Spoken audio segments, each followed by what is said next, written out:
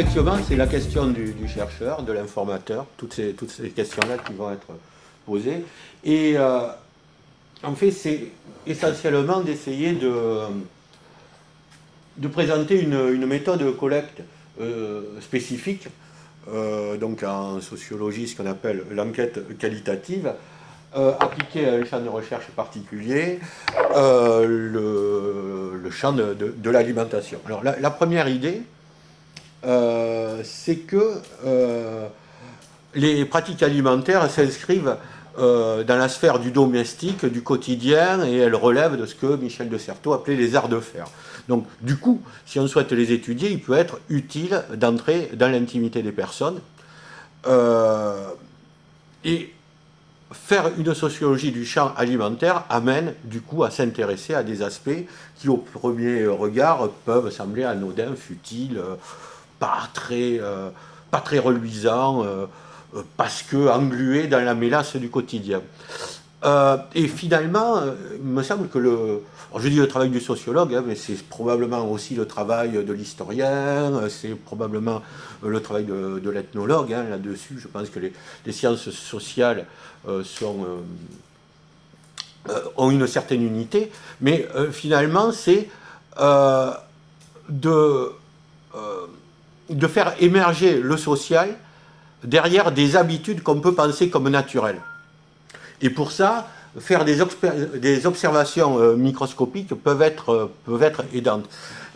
Par rapport à ce matin, hein, quand on parlait des normes nutritionnelles, et de la façon dont les discours nutritionnels étaient envisagés par des mangeurs ordinaires, finalement, à une époque où j'avais enquêté sur les discours, sur la façon dont étaient reçus les discours nutritionnels émanant de l'INPES par des mangeurs, en fait, on se rendait bien compte que la norme des 3 repas, qui est une réalité essentiellement culturelle, au travers de ce qui était raconté, était finalement biologiquement validée. Donc, c'est-à-dire que finalement, un des travaux des sciences sociales en matière d'alimentation, c'est de montrer que des choses qu'on croit profondément ancrées dans notre être biologique ont des aspects éminemment sociaux. Et dans ce domaine, bien évidemment, les méthodes dites qualitatives sont intéressantes, puisque si on fait des entretiens par questionnaire, par exemple, eh bien, on sait bien que les réponses vont être peut-être un peu plus...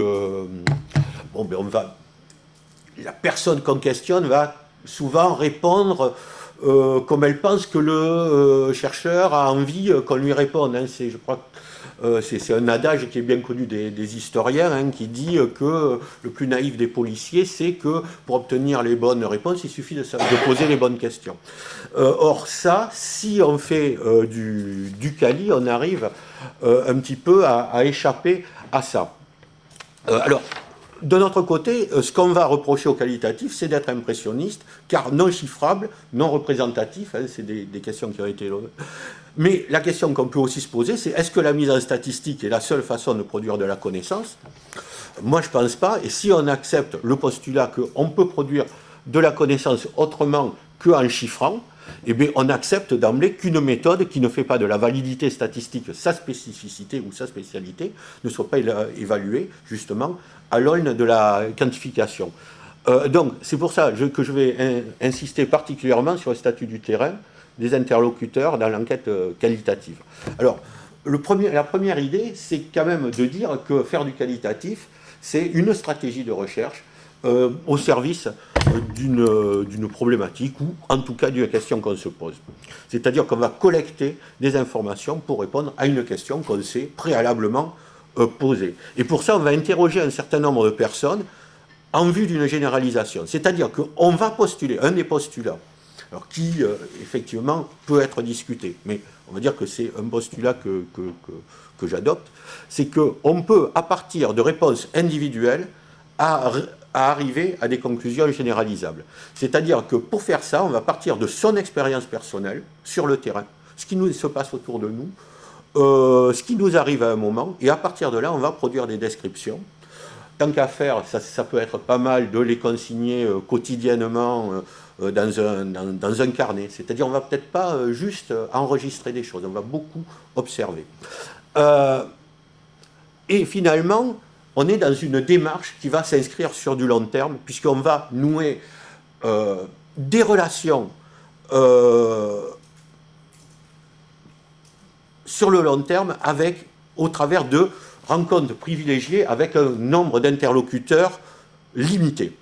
C'est-à-dire qu'on se laisse guider par les vicissitudes du terrain et finalement le terrain se construit progressivement et devient le support de la recherche. Moi, par exemple, enquêtant sur une maison de retraite, sur une cuisine centrale qui desservait à la fois une maison de retraite, un hôpital qui avait des services gérontologie, mais aussi qui fournissait des livraisons à domicile pour des personnes âgées, on arrive sur le terrain, on connaît une personne qui nous introduit, et puis on arrive dans une maison de retraite, et puis on se rend bien compte que comme elle est gérée par l'hôpital, on a un médecin qui veut mettre tous les vieux sous régime hyperprotéiné, mais faire attention qu'ils ne mangent pas trop gras, etc., etc.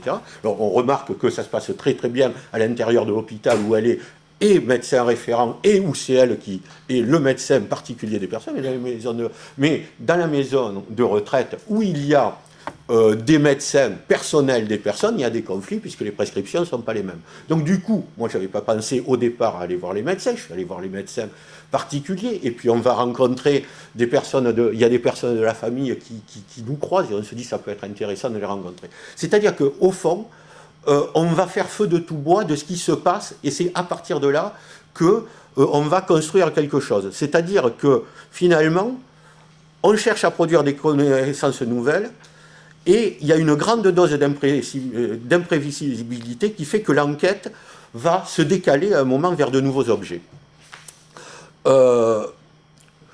Le travail de terrain donc, ne consiste pas seulement à enregistrer et à noter, mais à décider les points qui sont significatifs. Et à partir de là, on va faire des descriptions, mais au-delà de la description, on va essayer de comprendre un fait social. Donc c'est une entreprise théorique de construction d'un objet à partir de l'observation d'une réalité concrète qu'on a soi-même effectuée.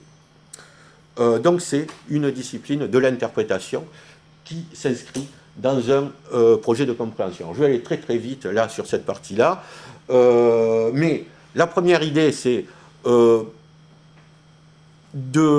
ça avait été théorisé par Dilthey, qui dit que les sciences de la nature cherchent essentiellement à expliquer leur objet, alors que les sciences de l'esprit demandent également à comprendre de l'intérieur et donc de prendre en considération le vécu. C'est ce qu'on va, d'une certaine façon, on va adopter une posture qu'on dit émique, c'est-à-dire on va partir des catégories utilisées par les locuteurs, par les personnes qu'on rencontre, et qu'on interroge pour en reconstruire le sens.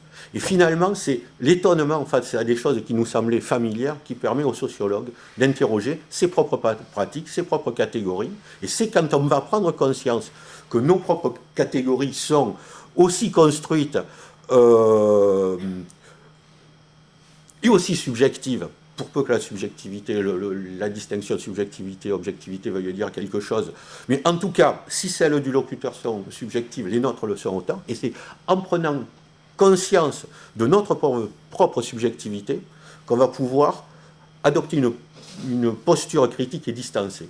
Et c'est un peu l'idée de la réflexivité qui a été développée par David Bloor, par Bourdieu, par Altab, par un certain nombre de personnes, qui dit qu'on va appliquer les outils de l'analyse à notre propre travail, et donc finalement le chercheur, il s'inclut lui-même dans son projet d'étude, on va interroger notre subjectivité, nos propres normes, etc. etc. Et finalement, lorsqu'on parle d'alimentation, il faut considérer que les choses les plus évidentes, celles qu'on pense aller de soi, il faut les interroger. C'est-à-dire que finalement, on ne va pas se satisfaire de catégories préconstruites pour décrire ou expliquer le monde social. Il faut manifester une sorte de scepticisme de principe vis-à-vis des explications toutes faites de l'ordre social. et à essayer d'aller voir au plus près de la réalité sociale en apportant une attention la plus fine possible, un ensemble de détails, quitte à aller à l'encontre de ce qu'on pensait savoir. Moi, c'est notamment des enquêtes auprès, moi j'avais des représentations très naïves, hein, lorsqu'il m'est arrivé, parce que moi je travaille sur des questions d'alimentation, je ne suis pas du tout un spécialiste des questions de migration, mais j'avais un petit peu, ce qu'on se raconte dans les journaux, comme quoi les femmes maghrébines sont soumises, etc. etc. Donc j'ai pu avoir à une époque de ma vie cette représentation-là.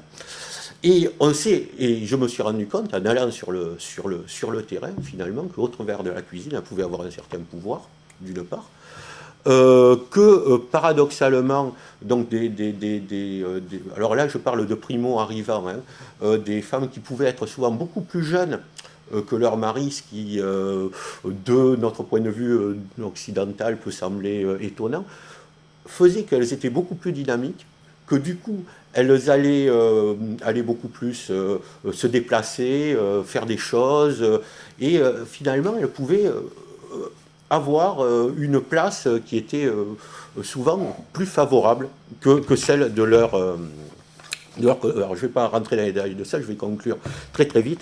Alors, l'idée, c'est quand même qu'un des objectifs de l'entretien, c'est d'obtenir des commentaires sur l'expérience acquise par les observations. C'est-à-dire, on ne va pas juste recueillir du discours, parce qu'un discours, c'est souvent l'expression de normes.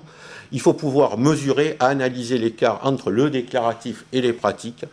Donc, on va s'appuyer sur des observations et ça va guider les observations à venir. On va observer les moments festifs, des repas de fête, de mariage, mais aussi des choses plus prosaïques, des repas ordinaires. On va suivre les personnes quand elles font les courses, la façon dont elles vont remplir leur caddie, les réfrigérateurs, etc. C'est-à-dire que pratiquer, moi ce que j'ai toujours un peu tendance à dire, en tout cas en sociologie, pratiquer des entretiens sans faire l'observation, c'est un peu vider le qualitatif de ce qui fait sa substance. Donc on va recueillir un certain nombre de choses, des parcours alimentaires, des savoirs, des connaissances. Bon, ça a été développé d'une certaine façon en détail, en très grand détail par Laurie. Donc je ne vais pas rentrer, je ne vais pas développer là-dessus.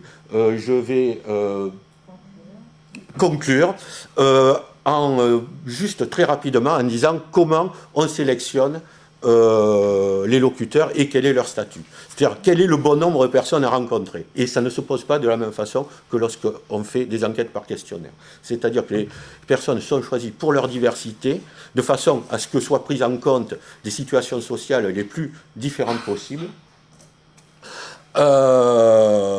Mais ce n'est pas un échantillon au sens stricto sensu qui impliquerait que la population générale soit fidèlement représentée. Si on cherche à constituer un échantillon représentatif, on sélectionne a priori des personnes, ce qui va un peu à l'encontre de cette démarche ethnographique dont je parlais, et donc le groupe d'informateurs, chez nous, il se construit en fonction des vicissitudes du terrain, et un interlocuteur n'est pas représentatif mais exemplaire, c'est-à-dire que chaque situation individuelle observée n'a pas besoin d'être représentative pour être pertinente. L'étude de quelques cas individuels apprend autant que des cas multiples. Alors la question qui se pose, c'est qu'on sait qu'on sait qu'on a fini. Et bien d'une certaine façon, c'est on sait qu'on a un nombre d'interlocuteurs suffisant quand on a l'impression que les informations et les situations deviennent redondantes. C'est ce que Daniel Berthaud, entre autres, appelle le principe de saturation. Alors, et ensuite, je ferai l'ultime conclusion juste sur un petit point, c'est que effectivement, c'est pas parce qu'on fait du Cali qu'il faut se priver d'autres sources. Donc, bien évidemment, que c'est intéressant de lire des statistiques, de se pencher sur des archives historiques, des témoignages oraux, etc., etc. Voilà, je vous remercie. Bien, merci beaucoup Frédéric pour cette présentation méthodologique. Mais on pourrait dire dans le fond que les deux présentations qu'on vient d'avoir sont... vous avez mis l'accent sur la méthode, mais c'est une méthode qui pourrait être appliquée finalement à n'importe quel objet d'étude. C'est-à-dire qu'elle n'est pas spécifiquement liée à l'alimentation, parce qu'on a vu dans les deux premiers...